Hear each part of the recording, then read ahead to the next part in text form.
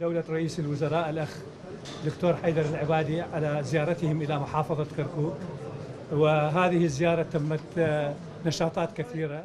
لە کۆنگرەیەکی ڕۆژنامەیدا کە ڕۆژی هەینی لە دیوانی پارێزگادا بەڕێوە چوو، پارێزگاری کەرکووک ئاماژەی بۆ ئامانجی سەردانی سەرۆکوەزیرانی عێراق بۆ شاری کەرکووک کرد و سەردانەکەشی بە هەنگاوێکی ئێرێنی وەسف کرد.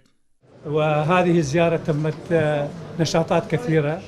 ئەم سەردانی سەرۆکوەزیرانی عێراق وێستگەی زۆری لەخۆگرت و سەردانی هێزەکانی پێشمەرگەی کوردستانی کرد لە بەرەکانی جەنگ لە باشووری کەرکووک و لەگەڵ فەرماندەکانی هەردوو محوەری 4 و 5 کۆبۆ و سەردانی بەشیری کردو بە چاوی خۆی ئەو کاولکاری بینی کە چەتەکانی داعش بەسەر ئەو گوندەیە هێناویانە.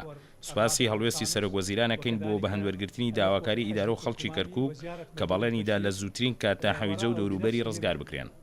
سەرۆکوەزیرانی عێراقیش تاکیدی لەسەر ڕزگارکردنی حەویجە لە داعش کردەوە و ڕاشی گەیان هەڵمەتی ئەزامریەکان تا دێت لە هەموو ناوچەکان سەرکەوتن بەدەست دەهێنێت.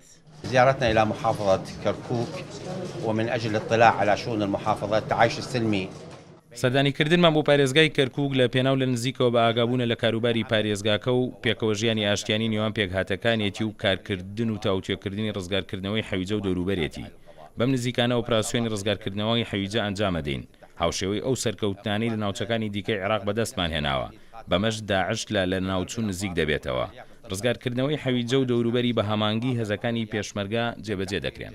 لە وەڵامی پرسیارێکی دەستگای میدیایی کورساتیش حەیدەر عەبادی جەختی لەسەر خەرجکردنی شایستەدارایەکانی کەرکووک کردەوە و ڕۆڵی هێزانیەکانیشی لە پاراستنی کەرکووک بەرزنرخاند و تاکیدیشی لە سەپاراستنی ژیانی برایەتی و پێکەوە ژیان لە کەرکووک کردەوە. عومەر غەریب، کورسات نیوز، کەرکووک.